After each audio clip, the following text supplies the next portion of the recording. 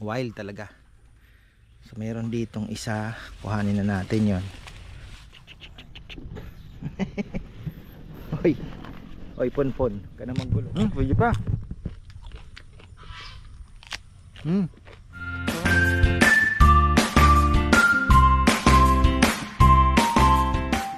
Uy, ayan, magandang buhay mga ka-farmer. Tingnan nyo naman ang ating mga isda. Masaya sila.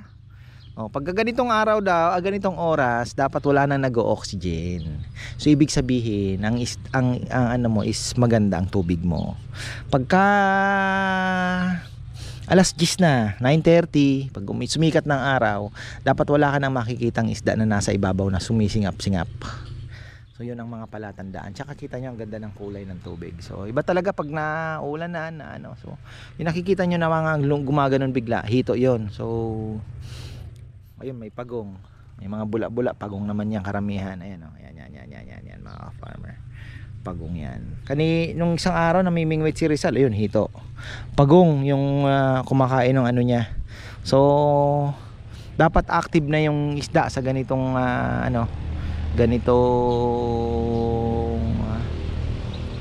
oras. Ayan, di ba? Additional knowledge yan. Pagka ganitong oras, mainit na at ang isda may pupugak-pugak pa rin. Ako po, ibig sabihin may konting may oxygen depletion na tinatawag. Kulang ang oxygen ang tubig. Kasi yung araw nakakapagbigay po ng oxygen yan mga farmer. So ayun, silipin natin. Dito ko gustong ano nangyari sa papaya natin. Talagang medyo alanganin pa yung maliit, talagang ano nangyari dyan? Ay, nag-abono na ba si Kongkong? Namatay o sobrang tubig. Namatay. Hala, sobrang tubig siguro. Pero sunog yung in-spray niya sobrang tapang. Nag-spray siya ng gulay. Sobrang tapang. Alam ko na, medyo matapang. Oo, natapangan niya. Dapat hindi niya na muna in-spray. Matapang, patay. Di pa kaya nung halaman. Nasunog. Mainit yan mga farmer, kaya dapat talaga niyo rin yung ayan, ampalaya. Patapos na yung ampalaya natin. So dito ko gustong maglagay ng kangkong. Dito sa hilera maggaano tayo ng kangkong upland mga farmer. So maganda din naman may kangkong. Baboy, ilan na lang ba ang baboy natin? Tapos titingin ako ng tayo sa kabila, kalabasa.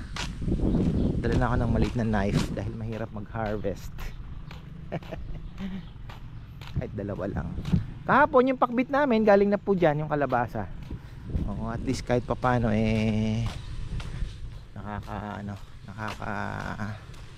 sayang ito kakaraos. Sitaw na lang, di ko alam kung saan ko papatanim.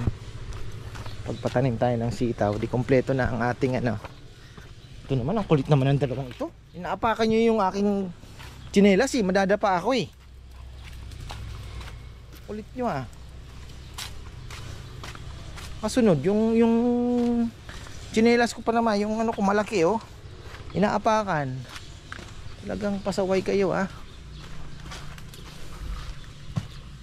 ang kinaganda ngayon ng ating fish pan, yun na mi-maintain po yan. Tumaas yan gawa nung mataas po ang tubig gawa nung ulan. Oregano natin, laurel, ayan ang ating papaya. Malapit na po yan, malapit na, kaya lang medyo napapagkaitan na ng sunlight. Kaya ito maganda kasi may araw siya. Yung iba hindi gaanong gumanda, gawa ng malupit na rin itong ating nyug, nakalilim na rin.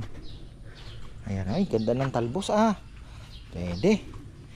Titingnan ko dito yung ating mga sili, daming talbos, maganda. Nakakuha tayo ng talbos dito. Ganda. Wow, solid. Uy, ano nangyari sa'yo? Ito yung sinasabi ni Kongkong, kuya. Ang taas nung sili. Kulang sa araw eh. Ayan ang sinasabi ko. Pag kulang po sa araw ang isang halaman, tataas ng tataas yan. Pero tingnan nyo, walang gaanong bunga. Diba? Walang gaanong bunga. At ito, tingnan nyo, papaya oh. Nalililiman siya. Ayaw niya yan. Tataas yan. Kaya yung ibang mga payatot yan, yung mga na anuhan ng talbos na pula, mga ka-farmer si mama gusto nito. Gusto niya yan. Ay, hahanap tayo ng kalabasa. Meron na pala dito. Ayan, isa. Madami na. At ang naging problema natin dito, mga ka-farmer, marami yung bubuyog. Marami po ang bubuyog. Kaya yung mga maliliit na dali nila, natusok nila. Ayan, dami din pong kalaban, no? Insekto. Bubuyog ang naging problema natin. Grabe, nakaharang ka na, sister. Uy, may bunga pa, may bunga pa naman. Ano bang problema? Ang taas na. Ayun pa, may mga bunga. Ayun, daming bunga. Wala na. Next time, hindi tayo siguro sabi ko nga kay Kongkong, mga grabing sukal. Mga na lang, grabe na siguro mga pinakamarami na po siguro ang pitong puno o 5 puno lang ng kalabasa. Wild talaga. So meron ditong isa, kuhanin na natin yon. Ay, hirap nang pumunta dito. Mahirapan tayo. Para tayo naghahanap ng ng bunga. Hirap maghanap ng bunga. Meron at meron niya matatakpan.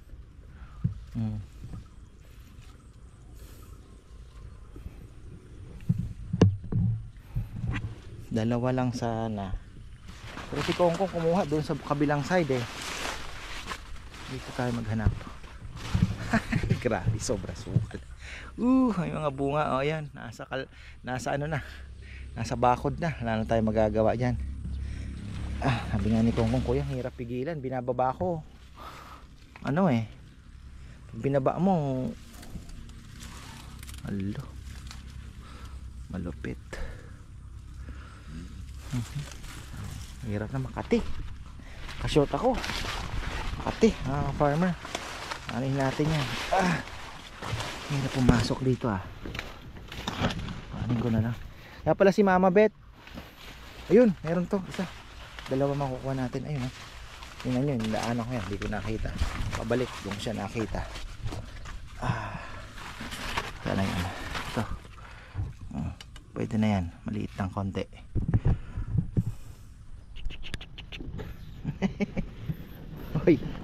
Oy, ponpon, ka namang gulo. Nahihira pala.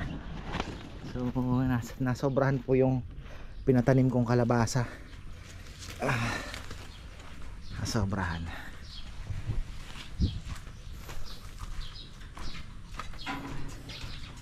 Ano pa naman ako ng mustasa? Sabi ko magugulay sana. Ganda ng talbos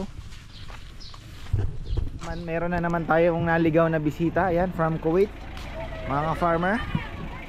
Singit natin to. Ayan, wala nang intro. Galing pa po kayo saan? Ako sa Oman. Oman, ayan. Hello po, andito po, galing po kami ng Kuwait. Dito, saan po kayo galing? Sa Suklayin po, Arayay. Suklayin. Pumunta po kami rito para makita lang yung idol namin. Si Ka-Farmer. Pwede Ayan. pong bumate? Oo naman, ayan. Nakilala ko po si Ka-Farmer sa kaibigan ko po sa Kuwait, si Alfred Aliwanag. Yun, Ka-Farmer Alfred. Matagal na po kaming nanonood ng video ni Ka-Farmer. Taga-Arayat, Taga Iloilo pa po ako. Iloilo ka ba? Opo.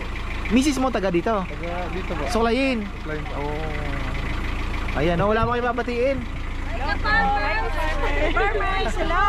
Ayan, sayang dahil sa Opo, sayang. wala, hindi, Sabado Linggo lang kami bukas. Kayo po may babatiin. Binabati ko yung nasa Oman. Sa Oman. Ayun. O yung mga biker sa Oman, binabati ko. Thank you, thank you. Tapos na. Ah! Kita kumain kami dyan. Oh! Ayan pala. Galing na po kami dyan. Ayun, thank you, thank you. Pupunta sana ako dun sa kabila. Tatawirin ko. Hindi ko kayang tawirin mga farmer. Sobrang sukal. Sablay yung ano natin. Pero okay lang. Blessing pa rin yan dahil ang daming kalabasa mga farmer. Kaya lang madadali yung ating ano, ang iniingatan ko dun yung mga ginawa nating net. Lalong lalo na yung bako doon sa kabila. Oh, ayun. Tumawid eh. Grabe, nag-wild talaga. So ito lalagyan natin ng ano, ng kangkong muna for the meantime. 25 days lang naman yan. Ma-harvest mo na. Tapos ang pag-asa nating papaya, I think ano, dito na po tayo mas makaka-harvest ng mas maganda. Pag ito po ay nabantayan at naalagaan yung dito. Kasi hindi sila talaga na anuhan. Sumukal talaga oh, tingnan nyo oh. Tumawid na doon, tumawid na rin doon. So ang pinaka the best siguro talaga mga ilan lang pong kalabasa. 3x3 kasi ang ano niyan eh, ang ano talaga, ang distancing no, 3 meters by 3 meters. Pero yun nga kasi yung space dito less talaga. Kaya ayun na anuhan. Pero ito ang mga pag-asa natin. Yung papaya, pag-asa nating papaya. Ito, hinaan dito. Hopefully ay tuloy-tuloy no, gumanda. Kinaganda niyan kung mamimaintain natin na ganyan ang tubig, eh yung ugat niya po makakakuha na kagaya nito. Oh, sigurado na yan. Makakakuha na siya sa yung ano ng pan ba, yung tubig. Makakaakyat na. Ito lang ang hindi natin sure kung makakakuha. Pero ayan na po yung papaya. Oh, gumanda na. Hopefully yung kamatis ay makaano din, arangkada na din ano. Umuulan naman po palagi eh. So ayan na yung papaya natin. Maganda na.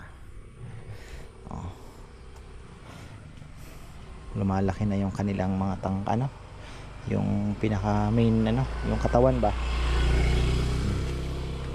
Yan lang yung dito malas talaga ano. Eto, bala kong pa lagyan ng net. Ngayon problema kasi yung tubig na mababa na din po ano. Laki na ng mahogany pala oh. Pwede na tayong mag ganon. Tapos dito sa taas sitaw. Gahanap ako ng mapagtataniman ng sitaw eh. Problema kasi dito hindi na yung gansa natin eh. Naiinis na si Tita Susan sa mga gansa. Sabi niya, yung gansa mo bakit di mo pa dispose yan? Walang pakinabang.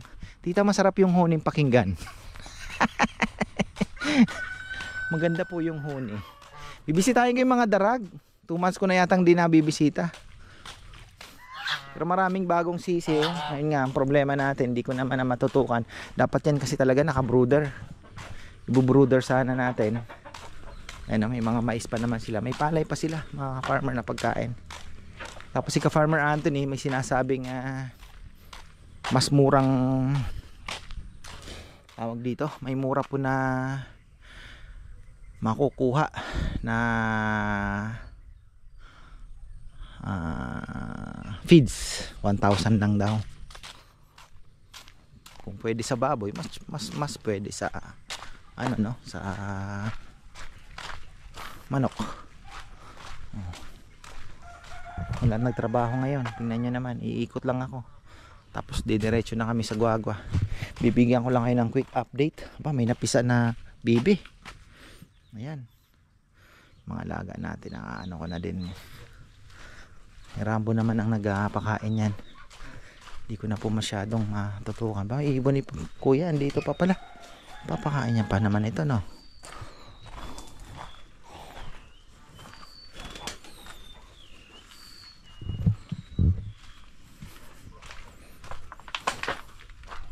Silip tayo dito. Hindi ako makatawid galing doon. Grabing sukal. Kaya pala sabi ni Kongkong, grabe kuya. Ay, may sakit.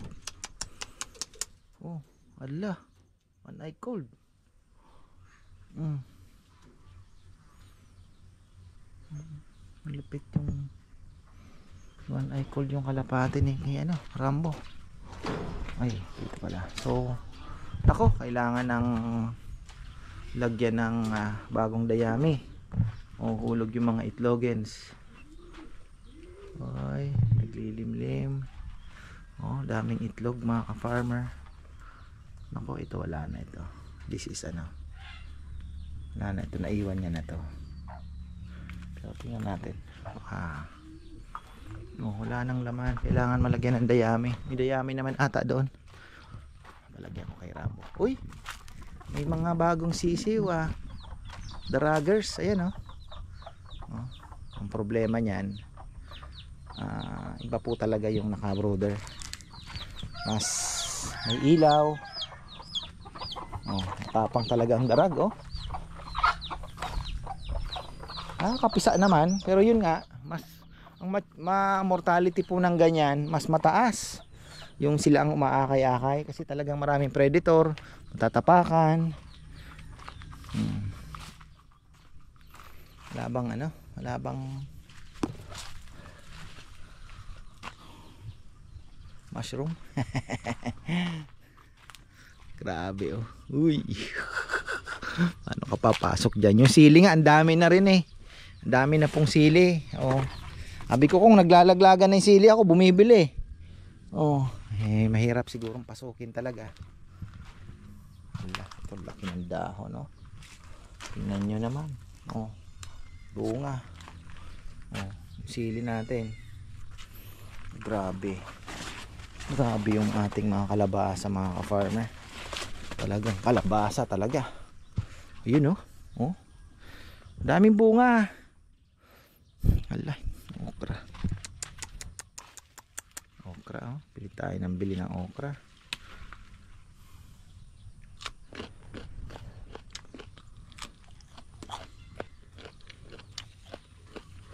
Ganda sa sugar yan.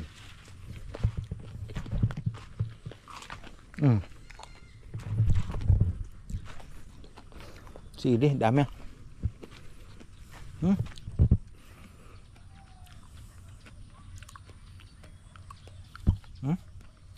Mga bunga So magsasabi tayo dito ng yung against sa nanunusok. Tayong bunga, kalabasa. Dito pa sa baba. Pero mostly naandyan na yan sa taas kasi daming kalaban. Pagong-pagong. Bunga. Kami ni Kongkong dami na kuya. Kaya lang papasok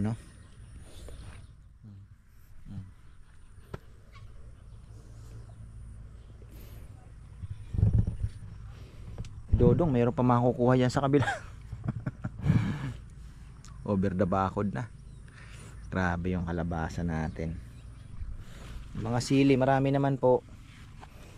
Pero kung mamimitas si Kongkong, abutin siya ng isang araw dito para lang mamitas. Dahil ang dami pong lusutan. Kailangan parang ka nakikipagpatintero dito.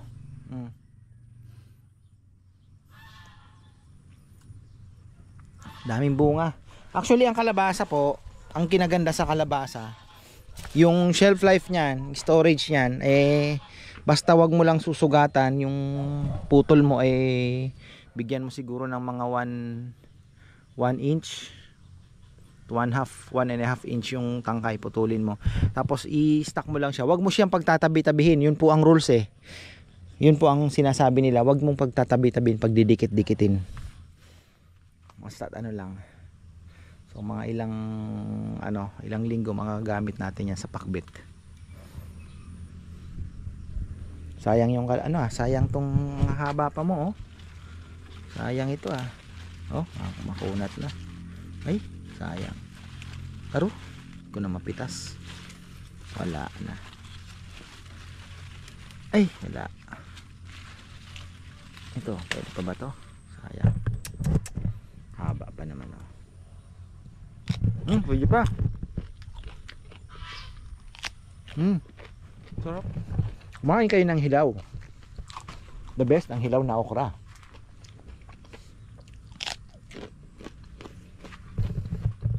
Dito mayroon pang mga okra dyan eh. Ano? Katamarin ka ng pumunta dyan. Wild. Ito yung taas. Saluyot.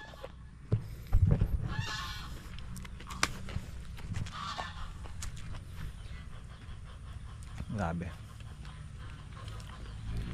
Strawberry pala, hiniram yung mga farmer, yung mixer natin, may project yata siya. Ewan ko nakuha, tingnan natin. Sabi ko tol, flat yan. Nasa palengke ako kanina eh. Bahala ka na kako. Ibra, sabi niya. Ay doon kukunin ko. Flat eh. Ito yung ating langka from buto. Pero malay natin huwag naman nating tiyang husgahan. Malay natin, bigla na lang po tayong gulatin yan, marami pong ibunga. Pero ginawa ko na din po lahat. Nakita nyo may mga taga, nagtataga ko na yan. Ano to, actually itong langka na ito ay galing pa po itong, ang buto nito, hindi ako nagkakamali, galing pa ng sa tapat po ng Quiapo, Excelente, doon sa Quiapo. May mga nagtitinda doon ng prutas. Kasi pagka ako po yung nagre-report magsaysay, iniikutan ko yung Quiapo. Kaya stress reliever ko na din, no? Kung ano yung mabibili ko, ikot-ikot ako, bibili ako ng ham. Tapos doon sa harap may nagtitinda ng langka, napakalaki mga ka-farmer, sobrang laki ng langka. Sabi ko, nakabili nga nito at yung buto ako itatanim ko. Ito na yun mga ka-farmer, ayun pa isa. Alam ko marami yan eh. Lang di din po namatay din po yung iba, ilan lang ang natira. Kasi nga pagka tag-init, nahirapan talaga siyang makasurvive. So ito pa pala. Ayan langka pa din yan. Ayan, kinain na din po ng anay ata yung Tapos nadali pa ng kamatsili. Hindi siya makaarangkada, gumanon. So 1, 2, dalawa pala ito.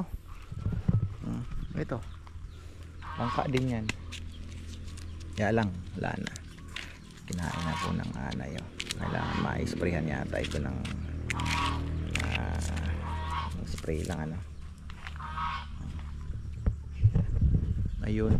Tapos ito, langka din to.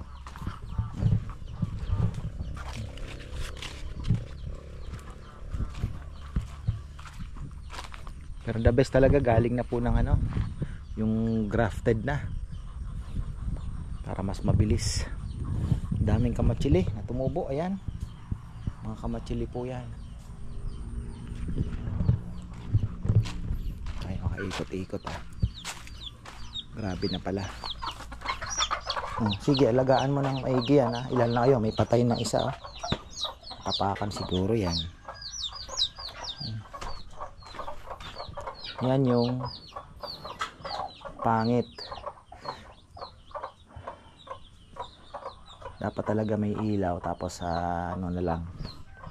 Pero ayan, natin yan. Kaya natapos yung mga project, medyo busy pa meron na tayong panahon para dyan. Sayang yung kalapati ni Rambo yung maganda yung gamot ko ngayon, yung Paracure. Magaling yung Paracure.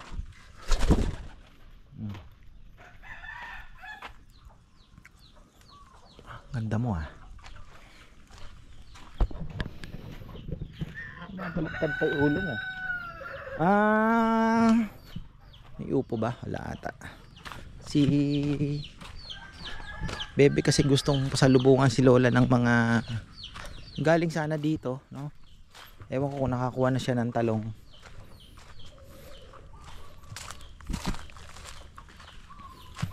Pipino maliliit pa. Pero talagang naging problema po namin, lumilim na Tandaan niyo po, kung kayo po ay magfa-farm, farming, at yung farm po ninyo gusto nyong lagyan ng gulayan, magtabi po kayo ng space na hindi na po matatakpan ng sunlight. Kasi syempre, itong ating mga gulay need sunlight talaga.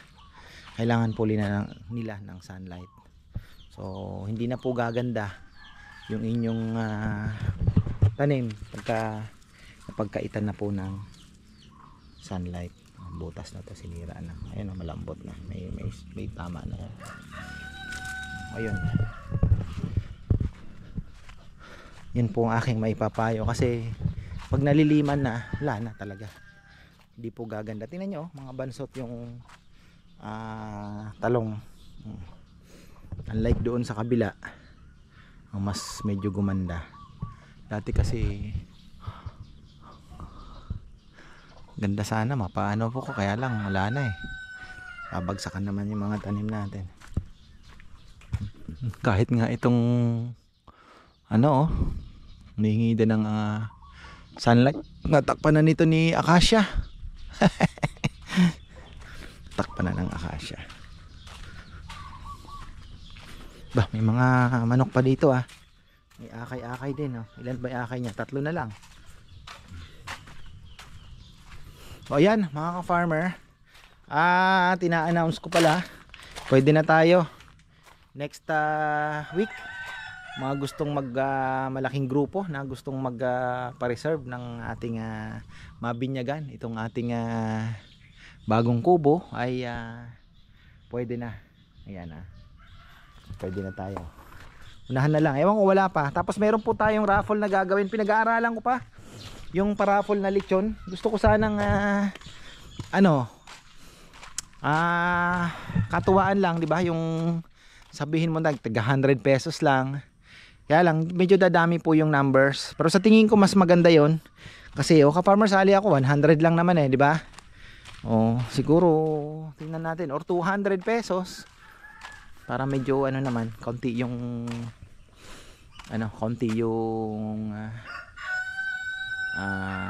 numbers. So, at mailabas lang natin yung pwede na yon. Yung nakuha naman pala nila. Ayan, wala na yung mixer. Nasaan ba yung mixer? Wala nga. So tingin ko nakuha nila. Flat kasi. Sayang din gagamitin ni Kabeli sa kanyang project ata. So ayun, tingnan natin yung raffle. Si Jan Roque pala, ayan, si brother Jan Roque nagtatanong na, brother, yung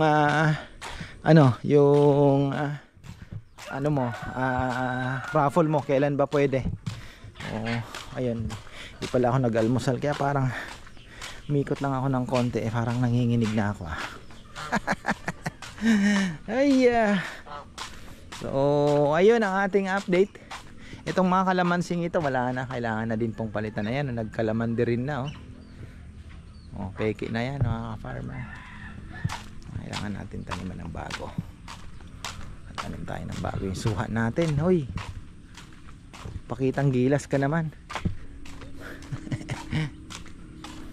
Bayabas natin, may bunga na yan.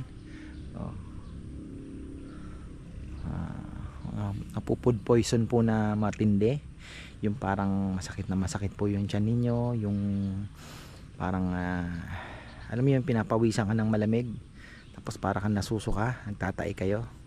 Bayabas, napakaganda. Ilaga po ninyo, inumin ninyo.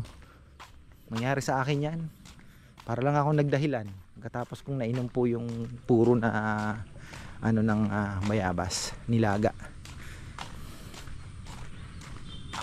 Ito kailangan na ding itrim habang maganda, may umuulan-ulan. Pero syempre sayang yung dahon, masarap igulay, gata. Tapos ito bibigyan ko si Ma, pwede na pala siyang maggulay. Ito ayan, dami na matatalbusan mga ka-farmer. Tatanong ko sa kanya, nako, may mag-order ata ng lechon, may pumasok, baka naligaw yan. Ayan, sa kabila, akala ko nasanay na tayo. So marami tayong makukuha. Tanong ko kay Ma kung gusto niyang maggulay ng gata na sasama ko na lang kaya siya dito, pasyal siya dito minsan para mamitas naman siya. Ayan yung gata na dahon ng kamuting kahoy, diba? Dami yan, pwede na mga farmer, pwede na. Dami-dami. Di ba? Pakinabangan naman. Sa Bicol kasi ginagata po ito. Masarap 'yan. Oh, yung mga dahon na 'yan, yung mga talbos. Yung papaya natin hindi talaga gumaganda. Ilan lang po ang gumanda, nakahabol kahit pa paano, pero hindi yan magbubunga ng maganda. Kulang sa sunlight. Bingo kay Kong, kung natapangan mo yung pang-spray mo, Kong. Pero okay lang, tanim na lang ng bago, mabilis lang naman yan eh, palitan na lang. Pero yung iba makaka-recover pa yan, makaka-recover. Nasunog oh. Oh, ito patay, makaka-recover pa naman yan. So ayan mabango ah, parang may hinog ah. Throwback sa akin ang amoy ng mabolo, kabataan ko. Kasi abangers ako eh, mga farmer. May malaking mabolo doon sa may samin. Abangers ako umaga sa mga mahuhulog. Tapos ikakaskas ko yan sa Bermuda para matanggal yung kanyang balahibo. So ayan, at least naikutan natin ano. Marami na rin po nagtatanong kumusta na yung mga tinanim mong pinatanim mo na kalabasa. Hindi ko na po mapasok ngayon. Yung mga sili natin, hindi ko na mapasok. Pero huwag po kayong mag-alala dahil magmahal man po ang sili, tuloy ang ating production ng chili garlic crab dahil makarami pong bumibili. Yung mga bumibisita, nako kahapon ilan po ang naibenta namin. So maraming salamat talaga, malaking tulong din po kasi syempre pag sa lechon lang po ako umasa, ang hirap pong kachat ko nga si Ka-Farmer Anthony, sabi ko Ka-Farmer, ang hirap po pala talaga yung 40 kilos. Kasi syempre unang-una gusto ko po lutong-luto yung lechon. Kagaya kahapon sabi nila, Ka-Farmer, ang sarap ng lechon, malambot, hindi kagaya sa iba na nagpe per kilo, ang tigas. Sa totoo lang po, yung LRs 1.7 na yung kilo ng lechon, pero halos wala na pong buto halos. Kasi yung paluto ko talaga, hindi ko na maisingit halos yung buto. Yung ribs po halos talaga humihiwalay na yung laman sa buto. Pero napakasarap naman po ng lechon. So kaya lang pagka ganun po, magaan na talaga yung nagugulat nga sila sa 1 kilo. Sabi niya, dami pala ng 1 kilo. Kahit 8 tao kaya na pong pakainin sa 1 kilo. So sabi ko nga kasi gusto ko matikman ninyo yung masarap talaga. Medyo nahihirapan po ako na habulin yung benta ba, kasi yung 40 kilos po halos ilang kilo na lang talaga pagka lutong-luto talaga yung pero yun nga yung masarap. Tapos syempre yung pag tinimbang mo yung yung baboy na luto, nasa mga siguro sabihin mo na 20 kilos din yung 40, no? O 18 o 19 sabihin mo na. Kaya lang pag chinap mo na po, doon na madadali kasi yung mga buto hindi ko naman maisisingit na kagaya yung sa paa. Syempre mga matitimbang yun yung mga malalaking buto wala na, tanggal na po yun. So mahirap habulin. Kaya sabi ko kailangan ko ata ng medyo malaki talaga. Ngayon papahanap tayo kay Boss Kulot. Ayun po, pero ganun pa man, masaya ako dahil marami po ang nasasarapan talaga sa lechon natin. So, kahapon ang dami nag-take out. Actually 8 groups lang kami. 8 groups lang po kasi malalaman mo sa table number Yung 8 yung table number po. Number 8, number 9, so mga ganun. So number 8 lang po kami, 8 tables lang ang 8 groups, pero marami naman po. Kagaya ni na Ate Mer, ilang din po sila, 15 yata. So mga ganon.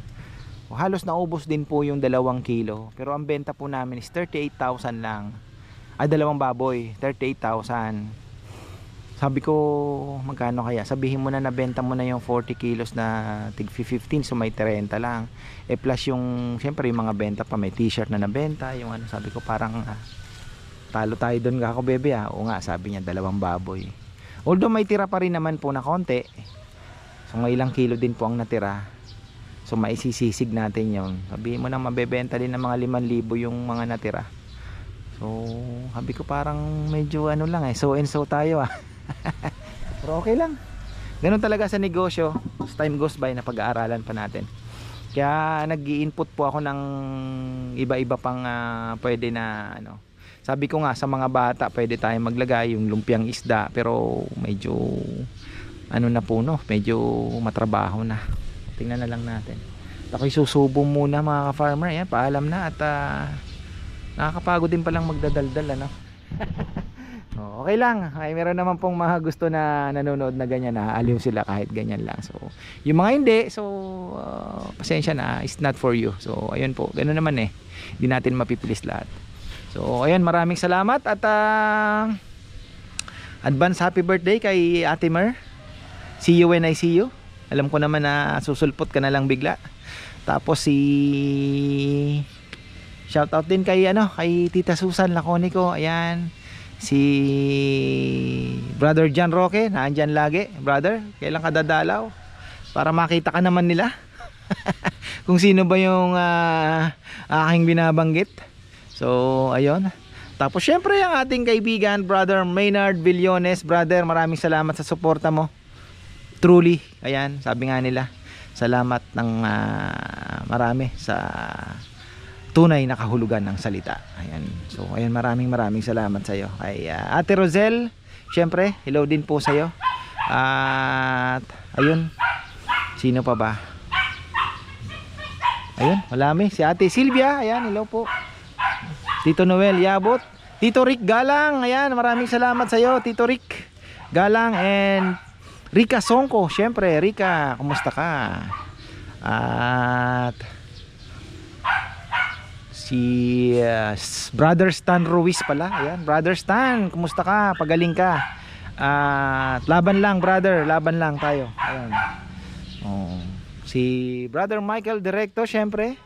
Ubus na ang kanyang chill face sa California, pero at least nakarating. Ayan, Jonathan De Belen, ayan, maraming salamat sa iyo, brother. Hope to see you again. Siyempre magpapares tayo. Yun, yung pares nun, inuutang yun. Nakalimutan ko magbayad nung isang araw. Tawa na lang, siyempre, alam naman nila. So ayan, maraming salamat at magandang buhay.